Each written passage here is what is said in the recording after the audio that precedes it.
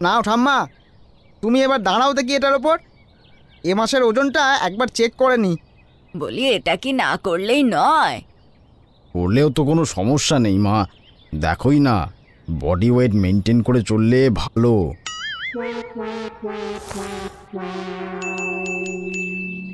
দেখো বাবা, ঠাম্মার ওজন আরো 5 কিলো বেড়ে গেছে। ঠাম্মা পুরো সেঞ্চুরি করে দিয়েছে। ও মা, দাদু ভাই, এ তো খুশির খবর। মাত্র তো এই 5 কিলোই বেড়েছে নাকি? কিন্তু মা, তুমি তো গত মাসে বলেছিলে ওজন কমাবে, রোজ হাঁটতে যাবে। আসলে যাওয়া হয়নি রে, তবে যাবো তো সামনের মাস থেকে যাব, কথা দিলাম। এখন খিদে পেয়েছে, খেতে দে তো। এরপর পদ্ম গিয়ে খাবার টেবিলে বসে পড়ে। এই এই এই, সবাই আয় রে, তাড়াতাড়ি আয়। আরে সকালবেলা উঠে সবার আগে পেট ভরে খেতে হয়, তারপর তো বাকি কাজ নাকি। আহা গো, ফুলকো ফুলকো লুচিগুলো একেবারে নেতিয়ে গেল যে। আয় আয়। বৌমা হাসতে হাসতে একটা গামলাতে আলুর দম নিয়ে এসে চেয়ারে বসে। আলুর দমটা না হলে কি দিয়ে খাবে মা? খাবার টেবিলে পদ্মর ছেলে রবিন আর নাতি পলাশও চলে আসে। নাও নাও, খাওয়া শুরু করো, মায়ের সাথে আমারও খুব খিদে পেয়েছে। তবে এবার বল তো। সবাই হাসি মুখে খাওয়া শুরু করে। আমার খাওয়া শেষ, আমি তবে উঠি, নইলে আবার অফিস যেতে লেট হবে আবার। আচ্ছা ঠিক আছে, এসো। আয় বাবা আয়, দুগ্গা দুগ্গা। বাই বাবা। রবিন বেরিয়ে যায়, এদিকে পদ্ম খেতে থাকে। একটার পর একটা লুচি খেয়ে সে শেষ করে ফেলে। হাঁ করে তা দেখতে থাকে পলাশ ও বৌমা রিয়া। ও ঠাম্মা, এই বয়সে তোমার এত লুচি খাওয়া ঠিক হচ্ছে না। মাও কিচ্ছু বোঝে না, কিছু একটা হলে তখন কি হবে? কি বলছিস বলতো দাদু ভাই, ঠিক হচ্ছে না মানেটা কি? এটাই তো আমার খাওয়ার বয়স রে। রিয়ার মুখ হাঁ হয়ে যায় দেখে পদ্ম বলে, মানে এই তো 60 হয়েছে সবে, আর বড় জোর ওই 10 বছর ভালো মন্দ খেতে পারবো। 10 বছর আরো ভালো মন্দ খাওয়ার জন্যে একটু কম কম করে খেতে হবে মা এখন থেকে। ও সব মিছে কথা, যারা হজম করতে পারে না তারা অমন বলে। এই এই তুমি দাও দেখি, আরো গোটা 5 রসগোল্লা দাও দেখি। সামনে রাখা ছিল রসগোল্লার বাটি, সেখান থেকেই রসগোল্লা নিয়ে গোটা 5 খেয়ে ফেললো পদ্ম।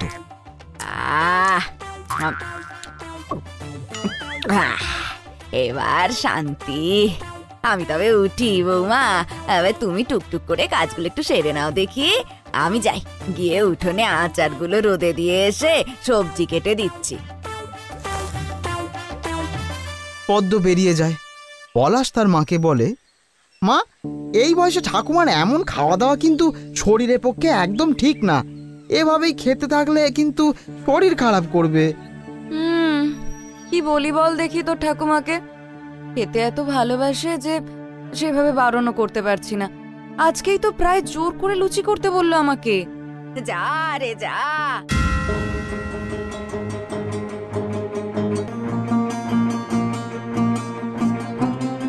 এ কি, চেয়ারটা ভাঙলো কি করে? আরে দূর চাই, এখনকার চেয়ারের গায়ে কোনো জোরই নেই, বুঝতে গেলে সব ভেঙে পড়ে যায়। পলাশ মুখে হাত দিয়ে হেসে ফেলে আর বলে, চেয়ারের গায়ে জোর ঠিকই ছিল ঠাম্মা, তোমার গায়ের ওজন অনেক বেড়ে গেছে।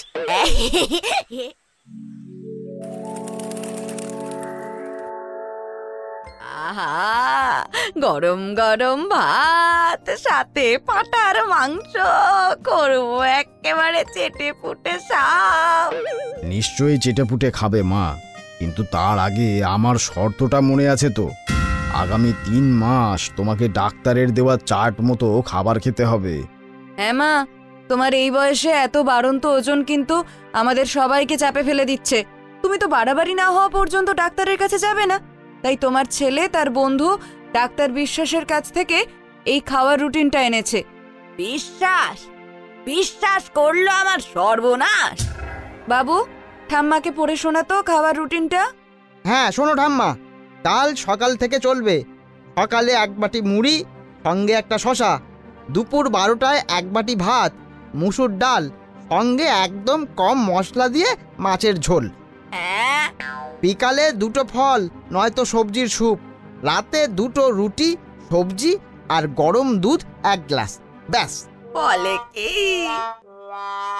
এরপর রবিন পলাশকে ইশারা করতেই পলাশ ঠাম্মার থালার পাশে রাখা 2 বাটি মাটনের বাটি থেকে 1 বাটি তুলে নিয়ে বলে, আর আজ সবার মতো তুমিও খাবে 1 বাটি, মানে 4 পিস মাটন। কি অত্যাচার, কি অত্যাচার! পারি না যে আর। পদ্ম রাস্তায় হাঁটতে থাকে। কিছুটা রাস্তা হাঁটার পর সে, এই বয়সে কোথায় ভালো মন্দ পেট ভরে খেয়ে ঘুমাবো, তা না, হেঁটে যাও হেঁটে যাও হেঁটে যাও। ও, জীবনটা একেবারে ঝালাপালা হয়ে গেল যে। তখনই সে দেখে সামনে কচুরির দোকান এবং সে বলে, এই তো পেয়েছি, তোরা খা খা, তোরা মশলা ছাড়া মাছের ঝোল, আমি খাবো কচুরি, জিলিপি আর দইয়ের ঘোল। সে দোকানে গিয়ে কচুরি খায়।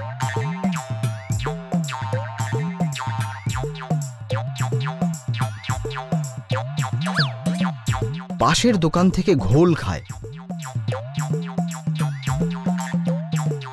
তারপর টাকা দিয়ে আবার হাঁটতে হাঁটতে বাড়ি চলে আসে।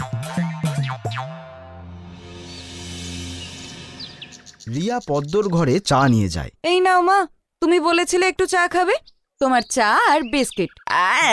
না না বৌমা, এখন চা খেলে হবে নাকি, আমি এখন হাঁটতে যাব। পলাশ এসে বলে, সে কি ঠাম্মা, সকালের মতো সন্ধ্যেতেও হাঁটতে বেরোবে তুমি? হ্যাঁ রে দাদু ভাই, তোরা আমার জন্য এত ভাবিস, আমি না হয় একটু হাঁটলামই, এতে এমন আর কি। আমি আসি তবে, হাঁটা শুরু করি। হ্যাঁ, চলে আসবো, তাড়াতাড়ি চলে আসবো, চিন্তা করো না। এই বলে পদ্ম বেরিয়ে যায়। মা, আমিও তবে আসি, বিট্টুদের বাড়ি থেকে আমার হিস্ট্রি নোটটা নিয়ে আসি।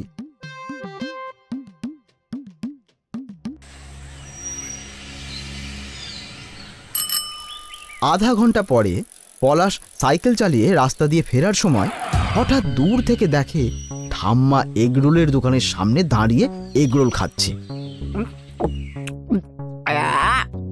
বড্ড ভালো বানিয়েছো রোলটা। এই নাও টাকা। টাকা দিয়ে পদ্ম আবার ফুচকার দোকানের সামনে যায়, খেতে আরম্ভ করে।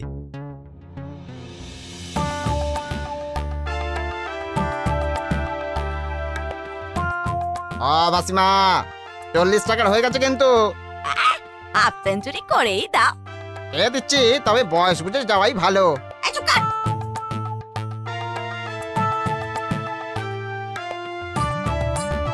সে ফুচকা খেয়ে বাড়ি আসে। পলাশ সব দেখে, সেও বাড়ি ফেরে অন্য রাস্তা দিয়ে।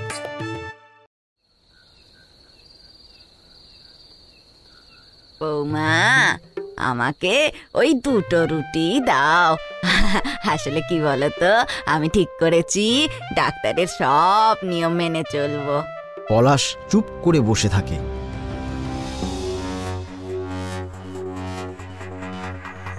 পদ্ম খেয়ে ঘরে গিয়ে ঘুমিয়ে পড়লে বাবা, মা, শোনো। পলাশ তার বাবা মাকে সবটা বলে দেয়।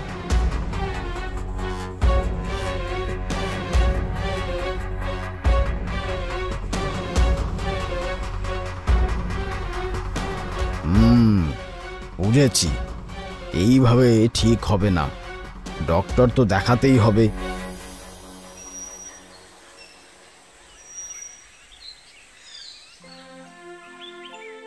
ডাক্তার বিশ্বাস পরের দিন বাড়ি আসে, পদ্মর চেক আপ করে।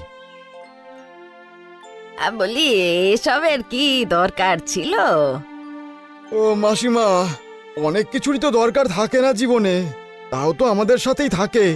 বয়স হলে একটু চেক আপ করানোটা নর্মাল। প্রেসক্রিপশনটা রবিনের হাতে দিয়ে বলে, রবিন, তুই এই টেস্টগুলো করিয়ে রাখিস, হ্যাঁ? আমি পরের সপ্তাহে এসে দেখব। পদ্মর মুখটা এবার হাঁড়ি হয়ে যায়।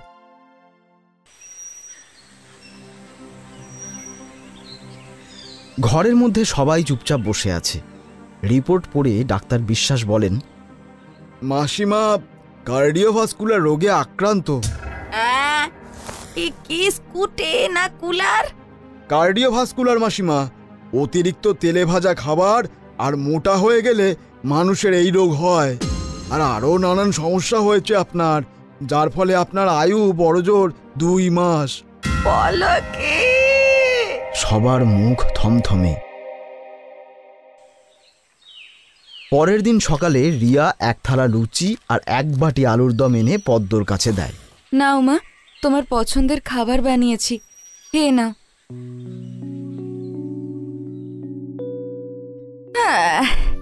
না না বৌমা, পছন্দের খাবার তো অনেক খেয়েছি, এবার পড়ে থাকা পছন্দের কাজগুলো করতে হবে।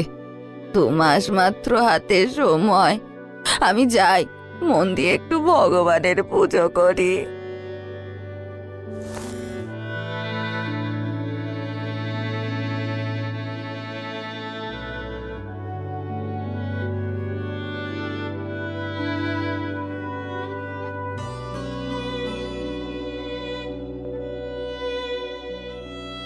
দাও বৌমা, আমি বাজারটা করে আনি।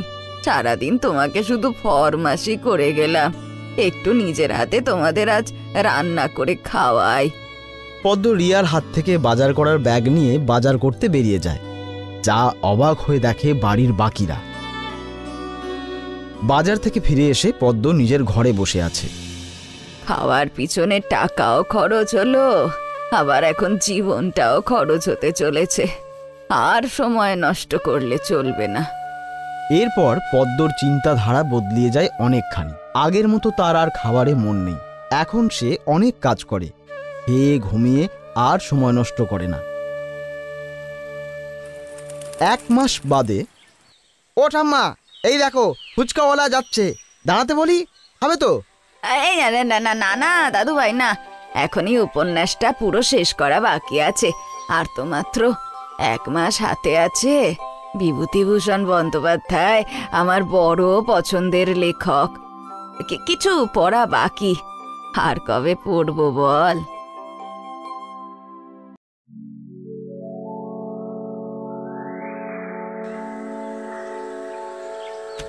ঠাম্মা আসো, তোমার ওয়েটটা একটু চেক করে নি। আচ্ছা দাদু ভাই, আমার আর কোনো কিছুতেই কোনো আপত্তি নেই। পদ্ম ওয়েট মেশিনে এসে দাঁড়ায়। ওজন দেখায় 70 কেজি। পলাশ খুশি হয়ে বলে, দেখো ঠাম্মা, তোমার ওজন অনেক কমে গেছে। ওজনের সাথে সাথে আমার যে আয়ুটাও কমে গেছে রে। তখনই ঘরে ঢোকে ডক্টর বিশ্বাস আর রবিন। আরও একটা সুখবর আছে মাসিমা, আপনার হাতে আশা করি অনেকটা সময় আছে এখনো। লাস্ট বারের পর পরশু দিনের একটা টেস্টে দেখলাম আপনি অনেক রিকভার করেছেন, আর অদ্ভুতভাবে একটা মিরাকেল হয়েছে। আপনার তাড়াতাড়ি মরে যাওয়ার রিস্ক এখন নেই বললেই চলে। বাহ, এ তো খুব খুশির খবর। তাহলে আমি লুচি আর আলুর দম বানিয়ে নিয়ে আসি। এই না না বৌমা, না না, লুচি নয়, রুটি আর আলুর দম বানাও তো। আমরা দুজনেই বানাবো আজকে একসঙ্গে, কেমন? বয়স হয়েছে, এখন আর বেশি তেলে ভাজা খাবো না ঠিক করেছি। তোমাদের সাথে এখনো অনেকগুলো দিন কাটানো বাকি আছে যে আমার, এখনো অনেক উপন্যাস পড়া বাকি আছে। পলাশ গিয়ে ঠাম্মাকে জড়িয়ে ধরে। এদিকে মুখোমুখি তাকিয়ে মুচকি হাসে রবিন, ডক্টর বিশ্বাস ও রিয়া।